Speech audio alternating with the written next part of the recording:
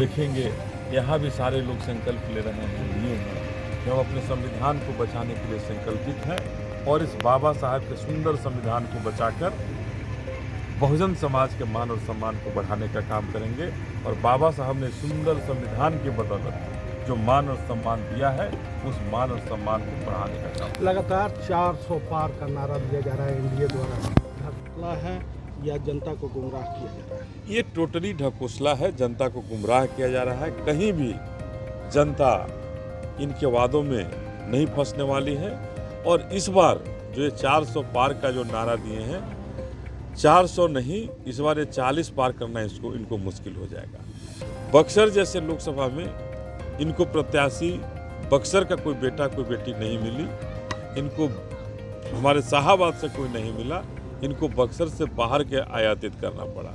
इससे स्पष्ट होता है कि भारतीय जनता पार्टी के पास उम्मीदवारों की बहुत बड़ी कमी है और ये जो कहेंगे वो नहीं करेंगे, इसीलिए बाहर से उम्मीदवार लाते हैं।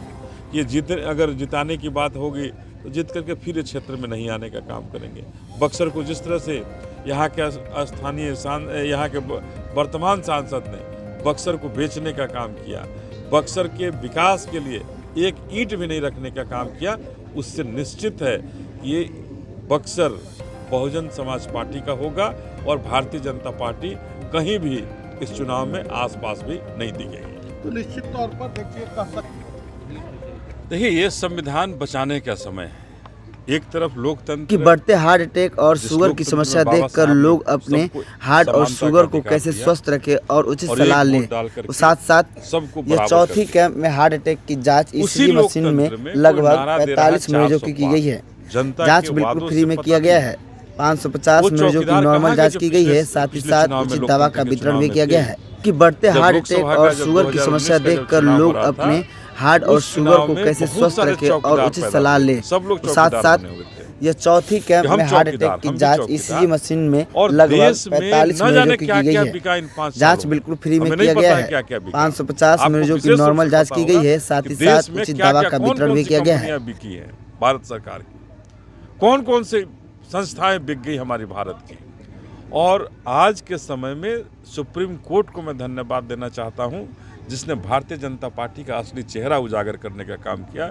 ईडी और सीबीआई का रेड करा करके उन कंपनियों से हजारों करोड़ रुपया उगाही करने के लिए, और एक मनी लॉन्ड्रिंग के कंपनियों से आप उगाही करके हजारों करोड़ रुपया अपने खाते में जमा करा के लोगों को क्या धमक दिखाना चाह रहे हैं? क्या दिखाना चाह रहे हैं कि हमारे पास संस्थाएं हैं, मैं भारत में कुछ भी कर सकता हूं। तो इसी संस्थाओं के लिए और भारत में संविधान को बचाने के लिए ये जो 400 पार का बड़ा खतरनाक नारा है इनका, कि जनता के किए हुए वादों से कुछ भी नहीं करना चाहते हैं, ये केवल सांसद जीतना चाहते हैं। झूठ बोल करके, झूठे वादे से ये सांसद बनाना चाहते हैं कि 400 सांसद आ जाएंगे, हम संविधान को बदल देंगे।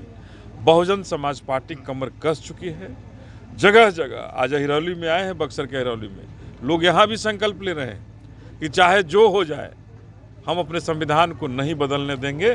और बाबा साहब ने जो हमें एक वोट डालने का अधिकार दिया है, उस एक वोट से इस निकम्मी और भ्रष्ट सरकार को, देश बेचने वाली सरकार को सत्ता से बाहर करेंगे और बहुजन समाज पार्टी को सत्ता पर काबिज करेंगे। बहन मायावती को देश का हुक्मरान बनाएंगे। और ये जो भ्रष्टाचार की आगोश में, ये अभी तक का सबसे बड़ा भ्रष्टाचार इलेक्टोरल बॉन्ड है। अभी तक का सबसे बड़ा भ्रष्टाचार है जो वादा किया गया। एक साल में 2 करोड़ नौकरियां, क्या हुआ उन नौकरियों का? एक साल में 2 करोड़ नौकरियां। ये जो गरीबों से लूटा हुआ पैसा आएगा उनको गरीबों के बीच में वापस करेंगे। और आज सारी पैसा अडानी अंबानी के पीछे चला जा रहा है। क्या वही भारत में गरीब थे क्या? इसलिए हिरौली ही नहीं, पूरे बक्सर की जनता कमर कस चुकी है कि इस बार भारतीय जनता पार्टी को सत्ता से बेदखल करेंगे, बक्सर से हटाएंगे और बहुजन समाज पार्टी को काबिज करेंगे, अपने हाथी को जिताएंगे और बहन मायावती को देश का हुक्मरान बनाएंगे। बहुत बहुत धन्यवाद। सभा के प्रत्याशी गरीब गुरबों नौजवानों के कदम से कदम मिलाकर चलने वाले हमारे बड़े भाई अनिल कुमार चौधरी जी, मंच पर विराजमान प्रदेश के महासचिव अभिमन्यु कुशवाहा जी, तेज तरार युवा नेता जो आज हमारे पार्टी में विलय किया, कृष्णा यादव जी, मंच पर विराजमान सुभाष अंबेडकर जी, मंच पर विराजमान बहुजन समाज पार्टी के प्रदेश के महासचिव भाई संजय कुमार मंडल जी, गौतम जी एवं अहरौली गांव में मां अहल्या के पावन धरती पर उपस्थित तमाम नौजवानों के चरणों में वंदन अभिनंदन एवं नौजवानों का क्रांति अभिनंदन करते हुए आज की प्रवेश पर मैं कुछ चर्चा लेकर आपके बीच में आया हूँ। साथियों, भाषण देने नहीं, अहरौली हम लोग का गांव है, हम लोग का घर है। अहरौली और सोनीपट्टी से नाता सदैव प्रेम पूर्वक रहा है। बेटा बेटी के शादी विवाह भी हम लोग के दोनों गांव में आता जाता रहता है। आज मूल चीज 3 प्रत्याशी हमारे चुनाव मैदान में आए हैं और इसी पर विचार हम लोग को करना है। एक भाजपा के उम्मीदवार और सोनी चौबे 10 वर्षों तक हम लोगों को साथ शासन किया, ये सभी लोगों ने देखा। 10 सालों में और सोनी कुमार चौबे ने जब बक्सर की धरती पर कोई कार्य नहीं किए और पार्टी ने जब जान गया कि ये बक्सर की धरती पर 10 सालों में मात्र लूट कर सारा पैसा भागलपुर ले जाने के काम किए, बक्सर शहर में जो एम्स आया गरीबों के इलाज के लिए उस एम्स को उठाकर भागलपुर ले जाने का काम किया, तो पार्टी नरेंद्र मोदी की कान खड़ा हो गया। जब कान में आवाज गई कि ये सांसद चुनाव नहीं जीत सकता, इसलिए कि तो बक्सर में कुछ काम ही नहीं किया, तो क्या किया, विधायक रहा, पुनः दोबारा वो विधायक का मुंह नहीं देखा। साथियों, मैं पूछना चाहता हूं, अगर वो बैकुंठपुर विधानसभा में काम किए रहते तो क्या दोबारा जनता उन्हें पुनः विधायक नहीं बनाती? लेकिन जो व्यक्ति आज बक्सर के सांसद बनने के लिए भाजपा के द्वारा आया है, वो उसको क्षेत्र की जनता स्वयं नकार दिया। बैकुंठपुर की जनता उसे नकार दिया कि तुमको एक बार हमने मौका दिया भारतीय जनता पार्टी से विधायक बनाकर, लेकिन तुमने कोई काम नहीं किया, इसलिए बैकुंठपुर की जनता ने उसे जब नकार दिया तब नरेंद्र कुमार मोदी ने हमारे कपारों पर लाकर उसको थोप दिया कि बक्सर की जनता आप इसको संसद बना दीजिए। एक तो लूट के भागिया गया, अब एक महान लुटेरा को ले आती है कि नहीं ये बहुत ईमानदार है, ये बहुत बढ़िया मेरे दल और पार्टी का है, आप अब इसको संसद बना दीजिए। कल ये भी काम नहीं करेगा और जनता मूवमेंट बनाएगी कि नहीं, फिर दूसरा प्रत्याशी ला देगा। मैं तो कहना चाहता हूँ भारतीय जनता पार्टी में के लोगों से कि आप लोगों के बक्सर जिले में किसी भी कार्यकर्ता की कोई इज्जत और सम्मान नहीं है। आज तक भाजपा के झंडा ढोने वाले मेरे नौजवान बताएं कि लोकसभा के कोई प्रत्याशी आपके बक्सर जिला से लड़ा है क्या? नरेंद्र मोदी चाहे भाजपा टिकट दिया, सारे कार्यकर्ताओं को अपमानित करता है, बीजेपी के सारे कार्यकर्ताओं को अपमानित करता है भाजपा के लोग, और बाहरी लोगों को ठोक देता है। और श्री राम के गुलाम वाले हमारे बक्सर के कार्यकर्ता उनके पीछे जिंदाबाद जिंदाबाद जिंदाबाद शुरू कर देते हैं। शर्म की बात है, हिम्मत नहीं है, बक्सर के नौजवानों में ताकत नहीं है तो उम्मीदवार बने। भाजपा की जब तुम झंडा ढोते हो तो भाजपा तुम्हें उम्मीदवार क्यों नहीं बनाती है?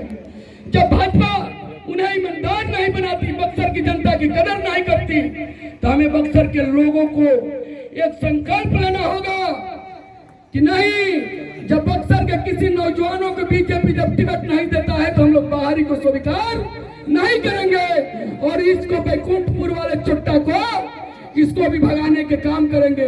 नरेंद्र मोदी ने और सोनी चौबे को टिकट काट कर भगाया, तो हम लोग इसे हरा कर भाजपा के प्रत्याशी को हरा कर भगाएंगे कि जब तुम्हारे क्षेत्र की जनता ही तुम्हें नकार दिया है तो हमारी बक्सर की जनता तुम्हें कैसे स्वीकार करेगी। इसलिए साथियों,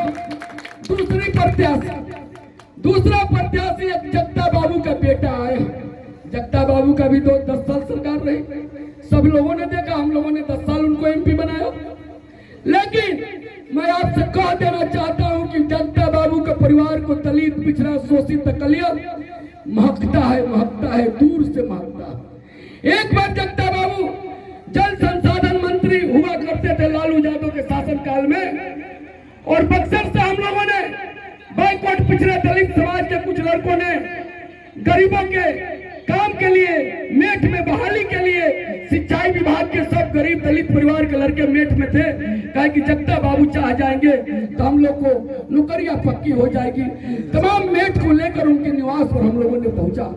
जगता बाबू धोती कुर्ता पैजामा झाड़ कर एकदम एक धोती खूटा इस तरह लिए निकलते हैं। हम लोगों ने पैर छूना चाहा, उन्होंने अपना पैर खींच लिया। क्या छूट से पैर मेरा छुआ जाएगा?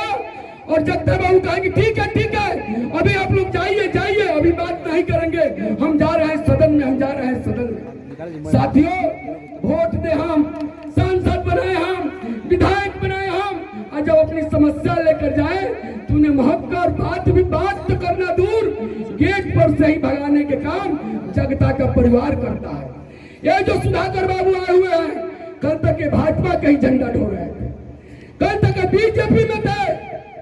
आज जब बीजेपी ने नकारा तो उन्होंने आकर आरजेडी के दामन को थाम लिया और जगता बाबू अपने बदले में अपने बेटा को दे दिए, जैसे कि खानदानी सीट है, बाप नहीं तो बेटा। तो बाबा साहब ने इसी का ऑपरेशन कर दिया। बाबा साहब ने इसी का ऑपरेशन किया कि अब राजा के रानी के पेट से राजा पैदा नहीं होगा, लोकतंत्र में बैलेट पेपर से अब राजा पैदा होगा, वो मेरा सेवक होगा। भी जगता बाबू अपना उत्तराधिकारी बनाकर भेजे हैं, लेकिन जनता उनको जगता बाबू के परिवार को बैलेट पेपर से नकार कर यह साबित करना है कि ये बक्सर आज बहुजनों का हो गया। कल तक बाबू और बाबा का था, लेकिन अब ये बहुजनों का हो गया। और अपने बीच का बेटा डुमराव में जन्म लेने वाले भाई अनिल कुमार पर विश्वास करके बहन मायावती ने आज बक्सर के टिकट प्रदान की है। बहना को मान सम्मान प्रतिष्ठा रखने के लिए कि बहन जिस विश्वास के साथ तुमने बक्सर की धरती पर एक अनिल कुमार बक्सर के बेटा को टिकट दिया है, बक्सर की जनता भी सम्मान हटाने में, सम्मान बचाने में पीछे नहीं हटेगी। हमारा एक वोट हाथी हो जाएगा। इसलिए आज नौजवानों सोचने की बात है, बक्सर को बचाने की बात है, जाति धर्म से ऊपर उठकर बचाने की बात है। हमें वैसा सांसद चाहिए जिससे मैं जाकर अपनी मजबूती से खड़ा होकर अपनी बात कह सकूं, अपनी समस्या कह सकूं, बीच चौराहा पर कहीं भी रोककर अपनी बात उससे कह सकूं, मनवा सकूं। आज भाई अनिल जी आ रहे हैं, हम लोग कह रहे हैं कि बहुत अच्छे हैं, बहुत अच्छे हैं। जनता का दरबार जो होता है वो एक आईना होता है। तो आप एक बार इनको जिताइए, अगले बार हम लोग को वोट मांगने की आवश्यकता नहीं होगी। इसलिए नहीं होगी कि अगले बार इनके काम का समीक्षा जनता स्वयं करेगी। आप लोग सभी स्वयं समीक्षा करेंगे कि अनिल बाबू काम किए कि नहीं किए। काम किए होंगे तो इनको पुनः बैलेट पेपर से भेजिएगा, और नहीं किए होंगे तो लगा दीजिएगा। लेकिन एक बार इस पर वोट तो देकर देखिए। बाबू और बाबा के दरबार खत्म करके बक्सर संसदीय क्षेत्र के बहुजन लोकसभा बहुजनों का घर बनाइए। लोग कहते हैं कि बक्सर तो ब्राह्मण बहुमूल्य क्षेत्र है, यहाँ जब भी जीतेगा तो पंडित जी जीतेगा। मैं पूछना चाहता हूँ, बक्सर संसदीय क्षेत्र से एक बार नहीं दो बार तेज नारायण सिंह सांसद बना, कहा गया था तुम्हारा ब्राह्मण बहुमूल्य क्षेत्र? अगर ब्राह्मण बहुमूल्य क्षेत्र था तो हमारा तेज नारायण यादव 10 साल सांसद कैसे बन गए? जब गरीब गुरबों का लिया चट्टानी एकता के तहत अति पिछड़ा समाज को बंद हुआ है, हमारी सरकार बनी है, हमारी सांसद बनी है। इसलिए साथियों, मेरे नौजवान भाइयों, क्रांतिकारी मित्रों, तमाम जाति धर्म को छोड़कर, पार्टी को छोड़कर बक्सर को विकास करने के लिए बक्सर का बेटा चाहिए। और मैं विश्वास दिलाता हूँ, कोई काम अनिल जी मिले या ना मिले, मैं बक्सर में 24 घंटा आपके समक्ष उपलब्ध रहता हूँ। काम नहीं होगा कुर्ता पकड़ के मुंह में ताली पोत देना कि अल्लाह जी के दरबार में धरती पर आकर तुमने वहां कर दिया था, आज तुम्हारा सांसद कहां गया? इसलिए एक बार हम लोग बक्सर के बेटा है, बक्सर के सभी भाई हैं, मेरी माताएं हैं, मेरी बहनें हैं, बक्सर को देखकर अगर वोट देना है तो हाथी छाप पर एक बार पटक दबाकर अनिल भाई को विजयी बनाए। जय हिंद, जय भारत, जय भीम।